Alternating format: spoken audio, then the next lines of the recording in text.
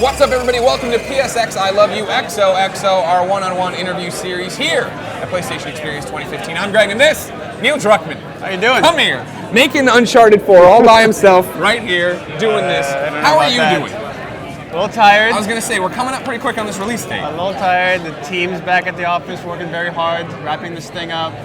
I'm here just to do some of these things and then go back to the office and help out. Yeah, sorry, did they give you like the side eye that you get to leave and go get out of the work zone? I think they don't even have time to turn the eye sideways. They're just like focused on...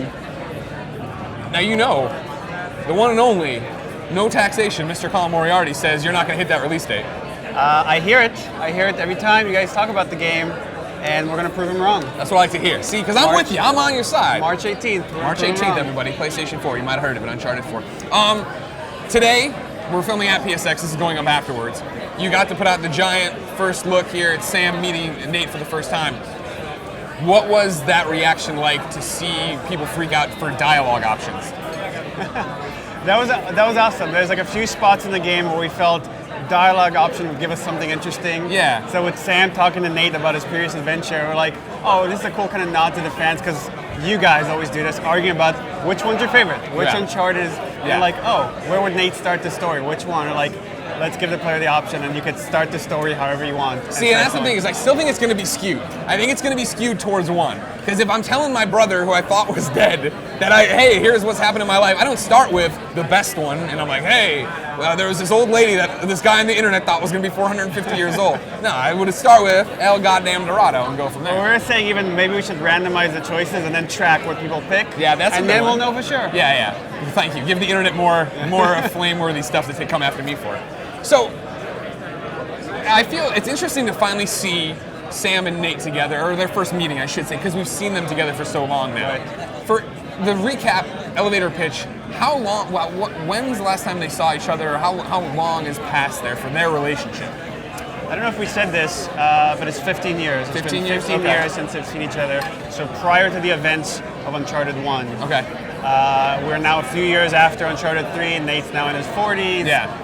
Desk job, rubber stamping it, and then his brother shows back up into his life, and it's kind of an opportunity for us to get Nate back into the life of adventure, even though he's given that up, as well as get into his past and see that relationship with the brother and find out what happened beforehand. And I have to give you credit. The first time I saw this, opening cinematic thing, I immediately flipped my script because you know me, all I want is Nate and Elena to be happy. Just let them be happy and have a happily ever after story, right? And then you see Nate, this like our hero, our like escape from our humdrum lives, stamping papers, and I was like immediately I'm like, oh no, like get him back out there. This dog's still got it fighting him, you know what I mean?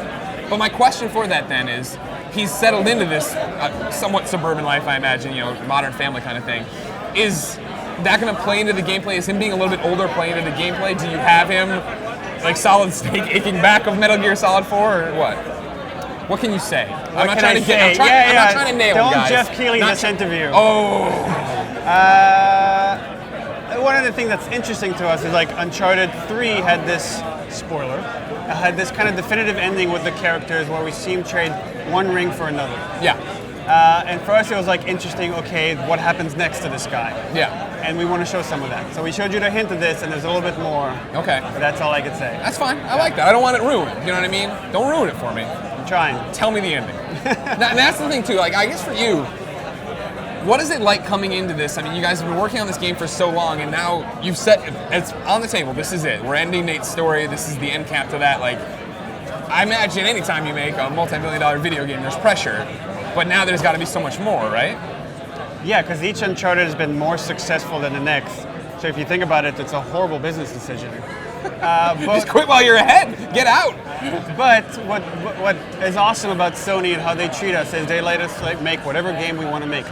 Like when we were working on The Last of Us, we started with making a Jack and Daxter reboot. Yeah. And then we said, it's not working for us. Can we do something completely new? And they were like, absolutely. Yeah. And likewise with Uncharted, we feel like we really these characters are real to us.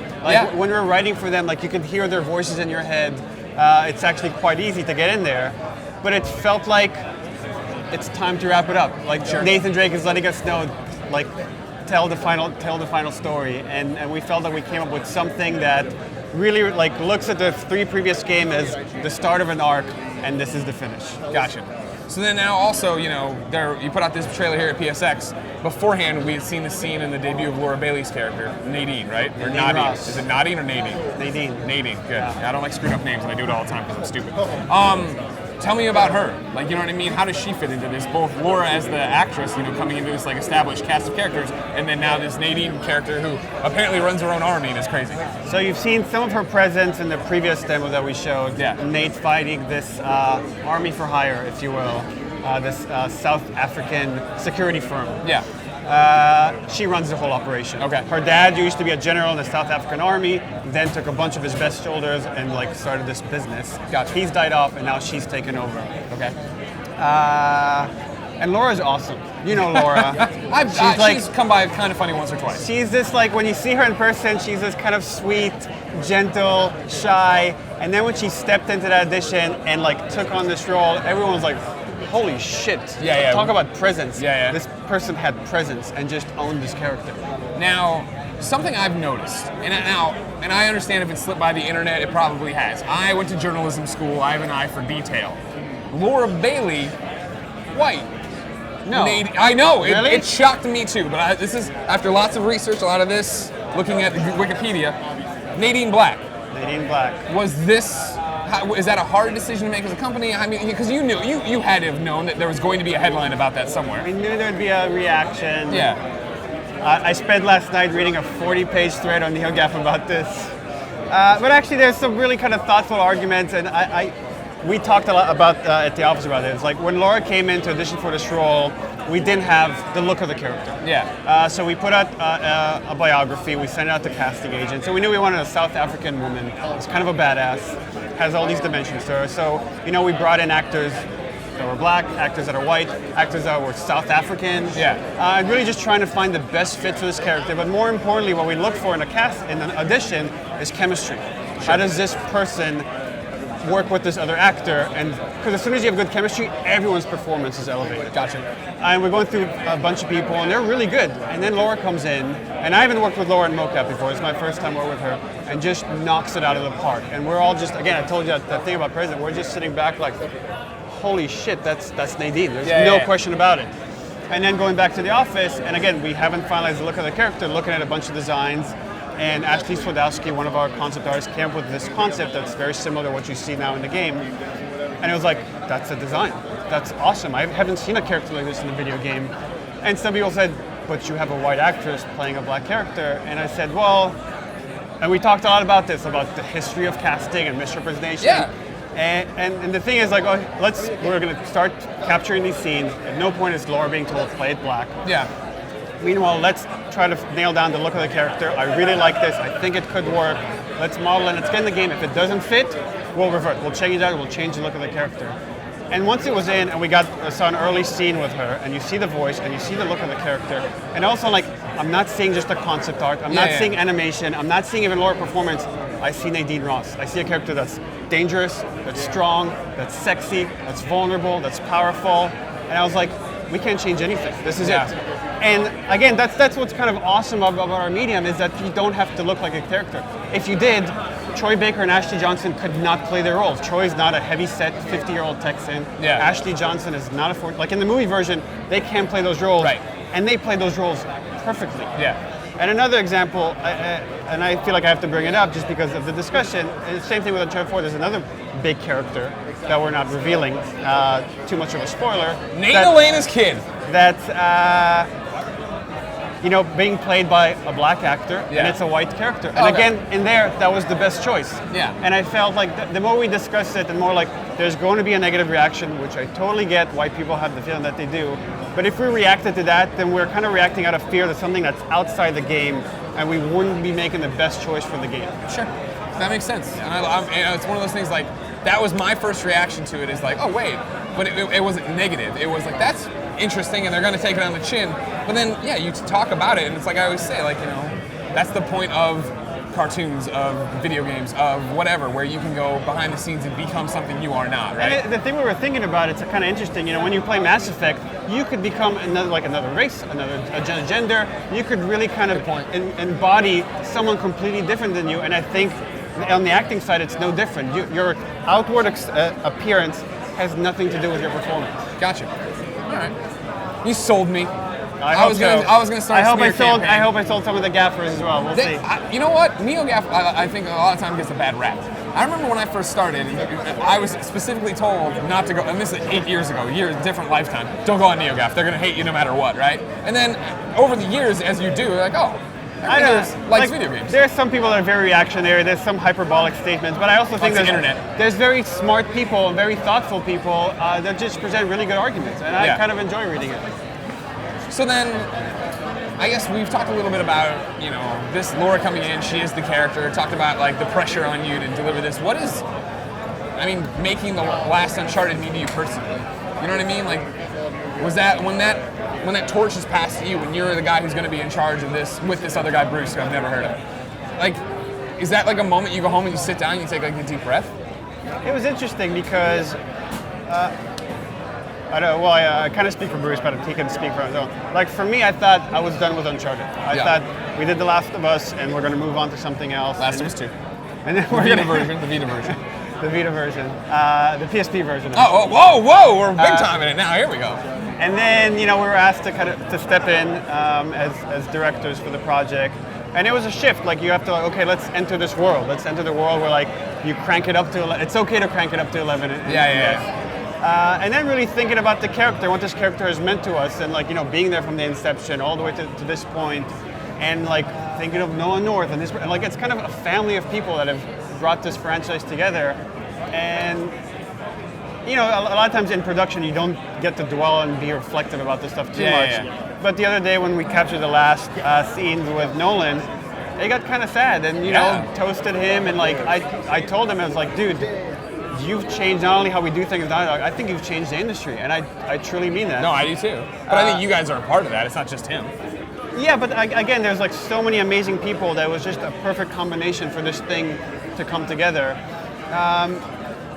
And I got to give it props to Amy as well. Like, that she helped start something amazing, and we're really trying to honor that. To honor those first 3 games and say, here is a beautiful finish that I think fans are going to love. Great. I guess that's, I know you have no time to reflect, so I reflect for you all the time. Please. And I sit there and like, what you're saying is true. Like, you know what I mean? I remember the first time I saw the first Uncharted, when I was going down to LA for some Sony thing, there was a whole bunch of journalists on the bus. And like, Jeremy Dunham and Chris Roper were like, you're gonna take this Uncharted game. And I was like, what is it? Like, I'm still fresh. I'm like, what is it? And they're like, oh, did you ever play Jak and Daxter? I'm like, yeah, I love those games. This is their new jungle game. And I'm like, oh, and you jumped in. I remember we were all blown away by the way the water was on his pants and the way he swam, those animations and stuff. But then when you sat down and played it, it was like, that was such a turning point in the industry in terms of like that jump from PS2 to PS3, right? Like what that console cycle going forward was. And I really do see, like, you see what you've done with Naughty Dog, the way Last of Us has hit, the way we talk about, like, I don't know, it's one of those things where I think that is a renaissance period for what we do and who we are. You know what I mean? I really do feel like what you guys were doing, what Genova Chen was doing, what the indie scene was doing, like it was all starting right there and then blowing up and becoming this whole thing. Yeah, I remember like we were transitioning off of Jak and Daxter. I was working on Jak and Daxter PSP when a bunch of people were working on Uncharted. Project Big wasn't Uncharted yet. Right. And I would just like go through the concept art folder and like look at that stuff, and I was just like, I can't wait for this thing. And it seemed like there was just like a combination of us that really wanted to elevate storytelling, really wanted to push character in a way that hasn't been done before. Right. And Uncharted, we're just kind of getting our feet wet with that, starting to just figure out what this thing is, and then with Uncharted 2, we really hit our stride. Yeah. And that's, I don't know. It's just crazy. Like, Uncharted 2, everybody always talks about it, and I talk about it too, don't get me wrong. All right? I know you're an Uncharted 3 guy. Yeah, but this is like, what kind of pizza do I like? Well, pizza's fucking awesome all around, you know what I mean? But like, Uncharted 2 was that moment of like, not redemption for me, I guess, but like where everybody else got it, right? Where everybody else understood what I knew with Uncharted 1. You know what I mean? Because like that was the time, right, when we're doing PS3 coverage and everybody hates PS3. And then like Uncharted 2 people own PS3, so they got into it and played it. And that's why I was so happy to see the collection come about. And now I'm so happy to see you guys take this and ride it into the sunset. And don't give them a kid. And don't kill Nate or Elena. Sully, I say don't kill, but I'm not like... You don't really care. And I also don't think anymore... I've changed my tune now on Sam. I don't think Sam's gonna become a bad guy anymore. I thought he was for a long time, but I think I've seen too much of him in non-bad guy moves now. Okay. Blink a lot if I'm right. He didn't blink a lot. Neil, thank you. Greg? I need you to go back there, whip this David Ballard into shape, get this game done. All right, David Ballard. All right, okay. But other than that, you okay? It's always a pleasure. I love you. We got our panel in a couple hours. Yeah, I know. I don't know. How much time do we have left? You can go check out, of course, us doing an Uncharted 4 panel. I'm sure PlayStation has it up on their YouTube channel. And of course, if you liked what you saw here, this is just a little one-on-one interstitial. Make sure you subscribe to Kinda Funny Games so you can see P.S. I Love You, XOXO each and every week, or get it on your favorite podcast service. Until next time, don't give them a kid.